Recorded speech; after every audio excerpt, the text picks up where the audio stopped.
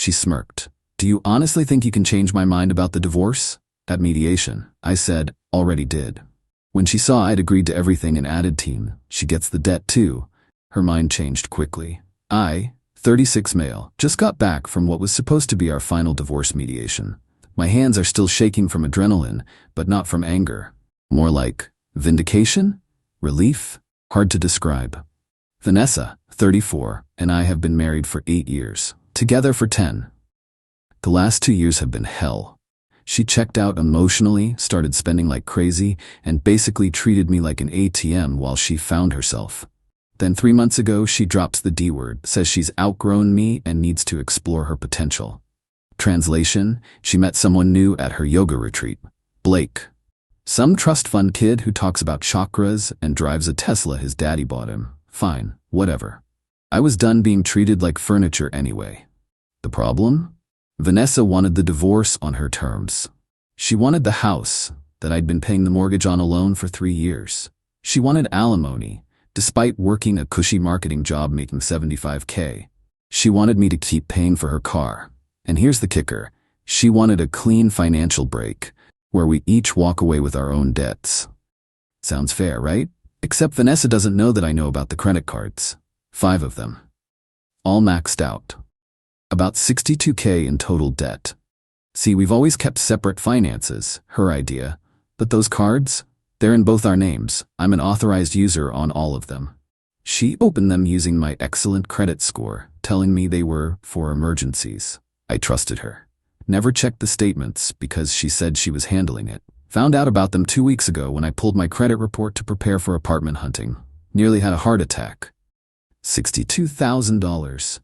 Designer bags, expensive retreats, that stupid 8K mountain bike she used twice. All on credit I'm technically responsible for. So today at mediation, I played my cards perfectly. Her lawyer, Mr. Fitzgerald, some slick dude in a $1,000 suit, kept pushing their demands. The house, alimony for 3 years. Me keeping the car payments. And of course, the clean break on debts where we each keep our own. Vanessa sat there the whole time with this smug little smile. She even said at one point, "Derek just needs to accept that this is what's fair." I contributed emotionally to this marriage while he was always working. My lawyer, Miss Rodriguez, absolute legend, just kept taking notes, didn't argue, didn't push back, which seemed to make Vanessa even more confident. Finally, Mr. Fitzgerald slides over their proposed agreement. "We think this is more than generous, considering." Vanessa actually smirked at me. "Do you honestly think you can change my mind about the divorce? This is happening, Derek. Just sign it and we can both move on with our lives." I looked at Miss Rodriguez. She gave me the tiniest nod. "Already did," I said. "What?" Vanessa looked confused. I said I already did. "Change your mind, watch." Miss Rodriguez pulled out our counterproposal. "My client agrees to all your terms. The house, the alimony, maintaining the car payments. He wants Mrs. Patterson to have everything she's asked for." The room went quiet. Vanessa's smirk faltered a bit. Mr. Fitzgerald looked suspicious. "However," Ms. Rodriguez continued, "in the interest of fairness, since Mrs. Patterson will be receiving all marital assets, she'll also be accepting all marital debts. This includes the Capital One, Chase Sapphire, American Express, Discover, and Bank of America credit accounts, totaling approximately $62,000. The smirk completely died. Vanessa went pale. What credit cards?" she stammered. Ms. Rodriguez slid over the statements. "All 5 accounts, all in both our names. All legally marital debt." "These credit cards," I said calmly. "The ones you've been hiding from me. The ones you maxed out on yoga retreats and shopping sprees. If you want everything else, you take these too. Only fair, right?" Mr. Fitzgerald was frantically flipping through the statements. Vanessa looked like she was going to throw up. This isn't... I mean, these are my cards," she said. "Actually," Ms. Rodriguez interjected, "they're joint marital debt. Opened during the marriage. Both parties are authorized users. Legally, they belong to both spouses." "But I can't afford." "You'll have the house," I said. "You can sell it. Should cover most of the debt. And hey, you'll have Blake to help, right? I'm sure he won't mind." The mediation went sideways fast. Vanessa started crying. Mr. Fitzgerald called for a recess. When they came back 20 minutes later, suddenly they wanted to revisit the terms. "Maybe we were hasty," Mr. Fitzgerald said, perhaps a more equitable distribution. Nope, I said. I agreed to your original terms, all of them. House, alimony, car payments, and the debt. Take it or leave it. They left it. Mediation ended with no agreement. Now it goes to court. And guess what? In court, judges in our state typically split debt 50-50 regardless. So now instead of getting everything she wanted and sticking me with half the debt I didn't know about, she'll likely get way less. The best part? As we were leaving, she grabbed my arm. Derek, wait. Maybe we should talk about this. Work something out. I didn't mean. Oh, now you want to talk? Thought you'd outgrown me. Thought Blake was your soulmate. Good luck explaining $62K in credit card debt to him. She's texted me 23 times since I got home. I haven't read any of them. My lawyer will handle it from here. Play stupid games, win stupid prizes. Update 1. Holy crap, guys. The entitlement is off the charts now. Thanks for all the support on my original post. Grabbed a beer and gonna update y'all on this dumpster fire. So remember how Vanessa texted me 23 times after mediation? Well, that was just the warm-up. By day 3, I had 76 texts, 31 missed calls, and she'd even tried WhatsApp, Facebook Messenger, and, get this, LinkedIn. She sent me a connection request with a message about professional courtesy during personal transitions. I can't make this up. But the real circus started Thursday. I'm at work when our receptionist pages me. Derek, there's a woman here who says she's your wife? Sigh. I go to the lobby and there's Vanessa, dressed in her distressed but still hot outfit, designer jeans, oversized sweater, perfect messy bun. She's holding a Starbucks cup and her eyes are all red like she's been crying. We need to talk, she says. We have lawyers for that, I reply. Please, just 5 minutes? I'll buy you coffee. Against my better judgment, I agree. We go to the Starbucks across the street. The second we sit down, the waterworks start. I didn't know the debt was that bad, she begins. I have a problem, Derek. Shopping addiction. I need help. Now she has a shopping addiction. Now she needs help. Not during the 2 years she was swiping those cards like a DJ at a club. That's something you should discuss with Blake, I say. I'm sure he'll be very understanding. Her face hardens for a second. Blake and I, that's not what you think. I don't think about it at all, Vanessa. She tries a different angle. You know I can't afford that debt. Even with the house, the market's down. I'd maybe get $320K after the mortgage is paid off. That still leaves like $30K in debt. Plus the divorce lawyers. I'll be ruined. You should have thought about that before maxing out 5 credit cards in both our names. Then comes the kicker. She leans forward, puts her hand on mine. What if we didn't divorce? We could work on things. Counseling. I'll get help for the shopping. We could be happy again. I actually laughed. Out loud. In Starbucks. 2 weeks ago you said you'd outgrown me. Said I was holding you back from your potential. What happened to that? I was confused. Stressed. You were always working and I felt neglected and Blake's trust fund doesn't look so attractive when it comes with $62K in debt attached. She jerked her hand back like I'd slapped her. That's not. I love you, Derek. No, you love my credit score and my steady paycheck and the life I provided while you found yourself on my dime. We're done here. I left her there and went back to work. But oh, she wasn't done. Friday night, I get a call from an unknown number. It's Tori, Vanessa's sister. We always got along okay, so I answered. Derek, what the hell are you doing to my sister? Getting divorced. Her idea, remember? She's a mess. She called me crying about debt and losing the house and you being vindictive. How can you do this to her after 8 years? I explain about the hidden credit cards, the debt, the fact that she wanted the divorce and demanded everything. But you know she can't handle money. You should have been monitoring those cards. The audacity. So it's my fault she secretly ran up $62K in debt while cheating on me, while demanding a divorce? Make that make sense, Tori. She wasn't cheating. Blake is just a friend she went on couples yoga retreats with. Check her Instagram. The pics are still up. Silence. Then, you're being petty. A real man would take care of this. A real man. Your sister said I wasn't man enough for her anymore. Said Blake understood her spiritual needs better.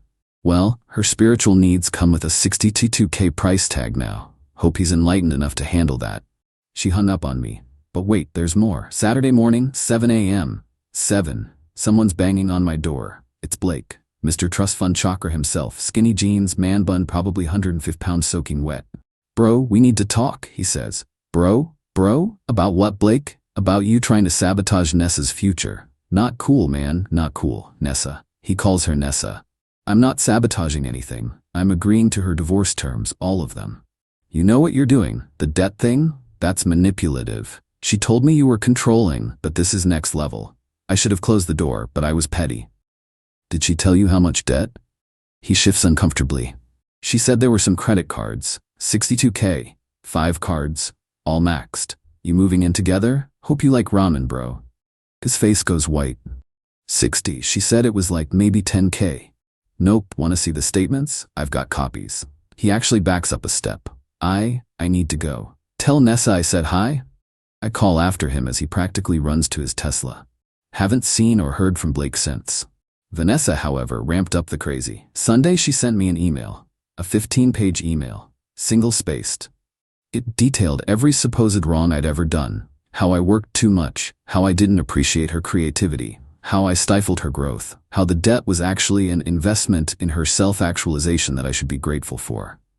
Page 12 was my favorite. She calculated how much housework she'd done over 8 years and invoiced me for it. According to her, I owe her $47K for domestic labor. I'm keeping that email forever. My lawyer actually laughed when I forwarded it. Ms. Rodriguez called Monday with an update. Apparently, Mr. Fitzgerald wants to set up another mediation. They're willing to compromise. Let me guess, I said. They want to split the debt, but she still gets the house and alimony? Pretty much. I told them we'll see them in court. The court date is set for next month. In the meantime, I've been hit with 3 more sob story emails. Her mom calling me heartless, her best friend deeming me on Instagram about how I'm ruining a good woman, a freaking petition on Facebook where she's trying to crowdfund her divorce lawyer fees. That's right, she started a GoFundMe.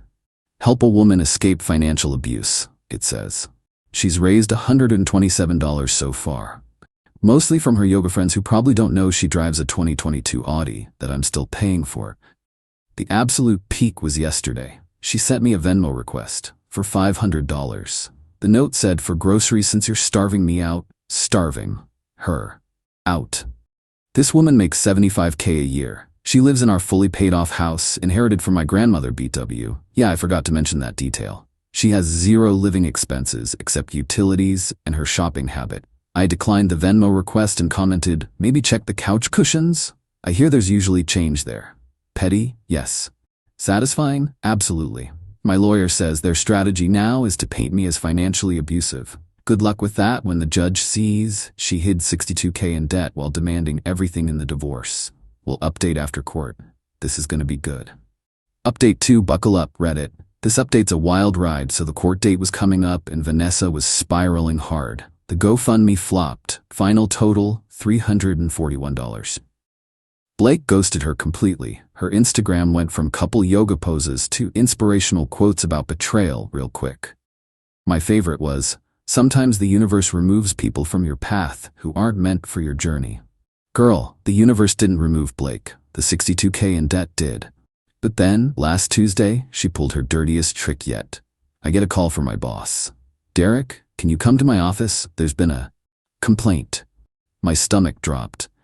In the office, there's my boss, someone from HR, and a police officer. Turns out, Vanessa filed a report saying I'd been financially controlling throughout our marriage and was now hiding assets during the divorce.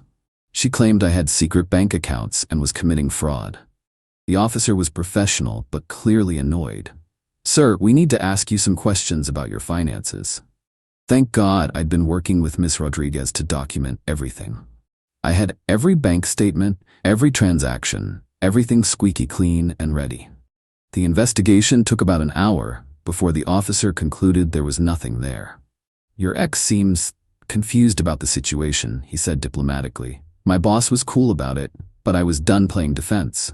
Ms. Rodriguez filed an emergency motion for sanctions against Vanessa for making false allegations.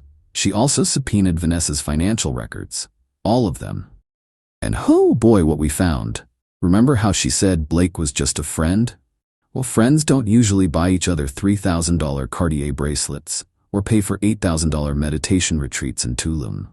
Turns out, Sugar Baby had a sugar daddy, and she'd been funding her lifestyle with both Blake's money and my credit. But here's where it gets wild. We also found out she'd opened another credit card. Just her name this time, thank God. But she'd listed her income as $120,000 on the application. Remember, she makes $75. That's fraud, folks. Straight up fraud. Miss Rodriguez was practically glowing. This changes everything. Court day arrives. I'm in my best suit, freshly shaved, feeling confident. Vanessa shows up looking like she's auditioning for a Lifetime movie about wronged wives. Conservative dress, minimal makeup, hair in a sad little ponytail. Mr. Fitzgerald starts his opening statement about how I'm attempting to burden a vulnerable woman with insurmountable debt as punishment for seeking her freedom. Then Miss Rodriguez drops the bomb. She presents the police report from the false allegation, the credit card fraud evidence, the Cartier bracelet receipt from Blake's credit card statement. His wife's lawyer sent it to us. Oh yeah, didn't mention Blake was married, did I? Receipts showing Vanessa spent $47,000 on the credit cards after filing for divorce. Text messages between her and Blake planning their new life together, dating back 8 months. Thanks, iCloud. Y'all, I've never seen someone's face go from neutral to pissed that fast.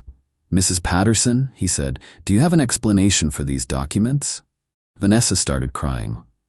I was emotional. Derek was controlling. I needed to feel free. Free enough to commit credit card fraud?